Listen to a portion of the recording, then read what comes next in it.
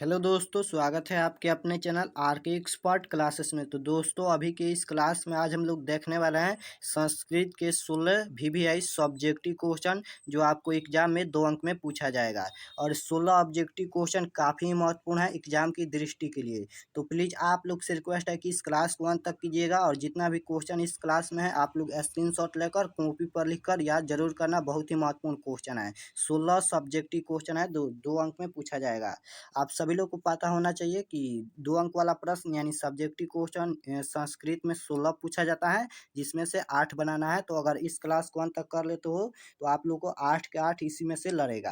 तो चलिए, पहला नंबर क्वेश्चन है कि नदी नदी और विद्वान में क्या समानता है। तो चलिए इसका उत्तर देख लेते हैं। इसका उत्तर है, जिस प्रकार नदियाँ बहती हुई अपने वास्तविक नाम को त्याग कर समुद्र में मिल जाती हैं, जिस प्रकार नदियाँ बहती हुई अपने वास्तविक नाम को त्याग कर समुद्र में मिल जाती हैं, उसी प्रकार विद्वान व्यक्ति अपने नाम को छोड़कर उस दृश्य श्रेष्ठ पुरुष को प्राप्त कर लेता है। चलिए नेक्स्ट क्वेश्चन देखते हैं। बहुत ही सिंपल सिंपल क्वेश्चन है।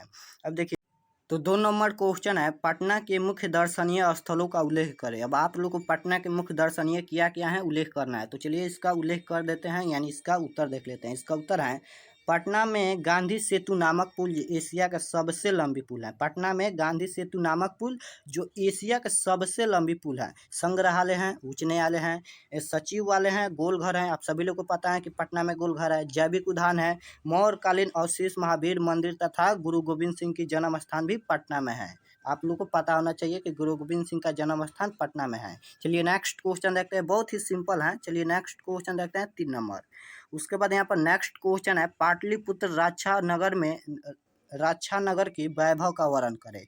अब पाटलिपुत्र राछा नगर के वैभव का वर्णन करना है। तो चलिए इसका उत्तर देख लेते हैं। इसका उत्तर है, पाटलिपुत्र प्राचीन काल से ही अपनी वैभव परंपरा के लिए विख्यात रही।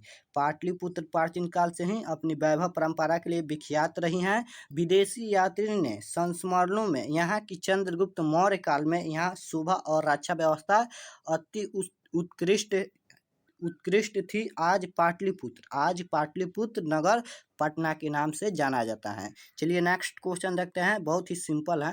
चलिए नेक्स्ट क्वेश्चन है यहाँ पर कि आलसशाला के कर्मचारियों ने आलसियों की परीक्षा क्यों ली। तो आप लोग को बताना है, यानी आप लोग को उत्तर देना है कि आलसशाला के कर्मचारियों ने आलसियों की परीक्षा क्यों ली। तो चलिए समझ लेते हैं क्यों परीक्षा ली।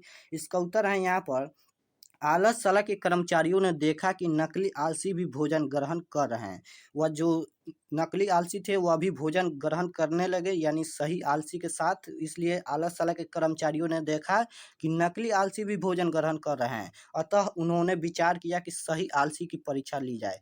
अतः उन्होंने विचार किया कि इनमें से कौन सही आलसी है उसकी परीक्षा ली जाए। तो परीक्षा लेने के लिए यहाँ पर परीक्षा ली जाए, अतः उन्होंने आलसशाला में आग लगा दी। परीक्षा लेने के लिए उन्हें आलसशाला में आग लगा दी। तो जो भी नकली आलसी थे वह भाग गए, और जो आलसी यहाँ पर जो सही की आलसी थे वह उसमें 4 आलसी बच गए। वह सही की आलसी थे, यानी नकली आलसी भाग गए और वहाँ पर जो आलसी थे 4 आलसी बच गए। चलिए नेक्स्ट।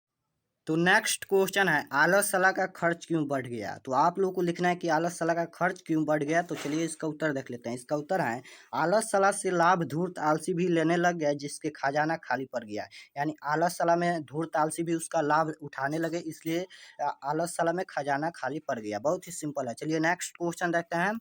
उसके बाद यहाँ पर नेक्स्ट क्वेश्चन है कि भीखन टोला गांव देखने आए शिक्षक ने बालक को कैसे देखा। तो चलिए इसका उत्तर देख लेते हैं कि भीखन टोला गांव देखने आए शिक्षक ने बालक को कैसे देखा। इसका उत्तर है यहाँ पर कि शिक्षक ने भीखन टोला गांव देखने के दौरान खेलते हुए एक दलित बालक को देखा। शिक्षक ने भीखन टोला गांव को देखने के दौरान खेलते हुए एक दलित बालक को देखा, जिससे वे प्रभावित हो गया और बालक को पढ़ने के लिए प्रेरित किया। बहुत ही सिंपल है। चलिए नेक्स्ट क्वेश्चन देखते हैं। उसके बाद यहाँ पर नेक्स्ट क्वेश्चन है कि भारतीय संस्कार पाठ 5 वाक्यों में परिचय दे। 5 वाक्य में परिचय देना है भारतीय संस्कार का। तो चलिए इसका उत्तर देख लेते हैं। इसका उत्तर है, भारतीय जीवन दर्शन में चौल, कर्म, उपनयन, विवाह आदि संस्कारों की प्रसिद्ध हैं। छात्रगण संस्कारों का अर्थ तथा उनके महत्व को जान सके, इसलिए यह भारतीय संस्कारों में 5 वाक्यों का परिचय दिया गया है। चलिए नेक्स्ट क्वेश्चन देखते हैं। यहाँ पर नेक्स्ट क्वेश्चन है कि राम प्रवेश का जन्म कहाँ हुआ था और कैसे। तो आप लोग को इसका उत्तर लिखना है कि राम प्रवेश का जन्म कहाँ हुआ था और कैसे। तो इसका उत्तर है कि राम प्रवेश का जन्म बिहार प्रांत के भीखनटोला में एक निर्धन परिवार में हुआ था। राम प्रवेश का जन्म कहाँ हुआ था? तो राम प्रवेश का जन्म बिहार प्रांत के भीखनटोला एक निधन परिवार में हुआ था। वहाँ वहाँ हुआ था। केंद्रीय लोक सेवा में उत्तीर्ण कर उन्होंने देश सेवा कर काफ़ी यश प्राप्त किया। यानी उन्होंने यहाँ पर केंद्रीय लोक सेवा में उत्तीर्ण कर उसने देश सेवा कर काफ़ी यश प्राप्त किया। चलिए नेक्स्ट क्वेश्चन देखते हैं यहाँ पर। तो नेक्स्ट क्वेश्चन है, संस्कृत में पंडित छमराव ने योगदान के वर्णन करें। तो आप लोग को संस्कृत में पंडित छमराव के योगदान किया था उसका वर्णन करना है। देखिए आप लोग साफ साफ लिख लेना कॉपी पर। इसका उत्तर है कि आधुनिक काल में लेखिकाओं में पंडिता छमराव का नाम प्रसिद्ध है। आधुनिक काल में लेखिकाओं में पंडिता छमराव का नाम प्रसिद्ध है। उनके द्वारा अपने पिता शंकर पांडुरंग के महान विधाता का जीवन चरित्र शंकर रचित को पूरा किया। बहुत ही सिंपल है। चलिए नेक्स्ट क्वेश्चन देखते हैं। उसके बाद यहाँ पर नेक्स्ट क्वेश्चन है, राजशेखर ने पटना के संबंध में क्या कहा था? तो आप लोग को लिखना है कि राजशेखर ने पटना के संबंध में क्या कहा था। इसका उत्तर है, कवि राजशेखर ने काव्य मीमांसा नामक कवि शिक्षा प्रमुख अपने ग्रंथ में सादर स्मरण करते हुए लिखा है कि यहाँ वर्षों वर्ष प्राणी पिंडल ग्रंथ में सादर स्मरण करते हुए महान योगदान लेकर ख्याति को प्राप्त किया। बहुत ही सिंपल है। चलिए नेक्स्ट क्वेश्चन देख। तो नेक्स्ट क्वेश्चन है, बृहस्पति कथा पाठ का 5 वाक्यों में परिचय दे। जो बृहस्पति कथा है उसमें से 5 वाक्यों में परिचय देना है। तो चलिए इसका उत्तर देख लेते हैं। इसका उत्तर है, यह कथा नारायण पंडित रचित, यानी यह कथा नारायण पंडित ने रचा है। हितोपदेश के प्रथम भाग मित्रलाभ से संकलित है। किससे संकलित है? तो हितोपदेश मित्रलाभ से संकलित है। इस कथा में लोभाभ्रष्ट व्यक्ति की दुर्दशा निरूपण है, यानी दुर्दशा दिखाई गई है। यह उपदेश इस कथा से मिलता है कि वचकों के चक्कर में मत पड़े, यानी ज़्यादा लाभ के चक्कर में मत पड़े। देखिए इस कथा का कहानी क्या है। देखिए यहाँ पर बाघ को पिंजरा में बंद किया गया था। तो एक पंडित जा रहा था, तो उसने बाघ ने कहा कि मुझे खोल दो, मैं तुम्हें सोना चांदी देना चाहता हूँ, मैं बूढ़ा हो गया हूँ। तो जैसे वह लाभ के चक्कर में पड़ गया वह पंडित, और जाकर उसे खोल दिया पिंजरा को। तो खोल दिया तो बाघ ने उसे खा लिया, मार कर खा लिया। इसलिए आप लोग यहाँ पर बताया जा रहा है कि ज़्यादा यहाँ पर लाभ के चक्कर में मत पड़े। उसकी यहाँ पर 5 वाक्यों में परिचय है। चलिए नेक्स्ट क्वेश्चन देखते हैं।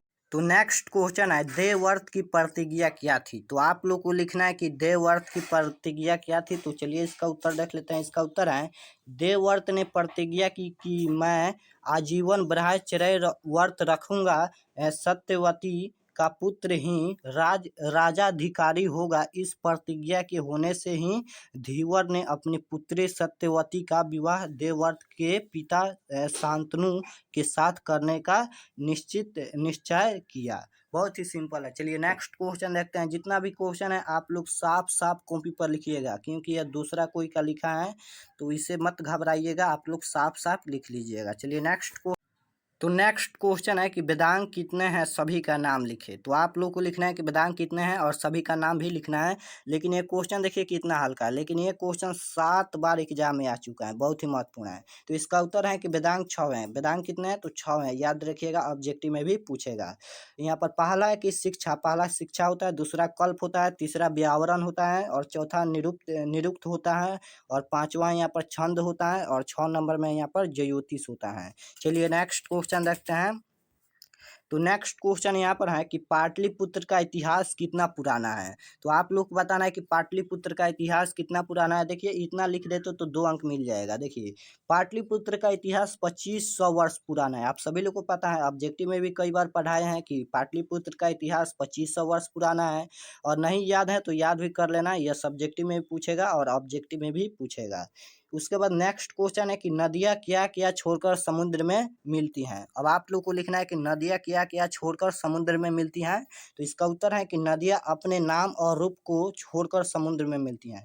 नदियाँ कैसे अपने समुद्र में मिलती हैं? तो नदियाँ अपने नाम और रूप दोनों को छोड़कर समुद्र में मिल जाती हैं।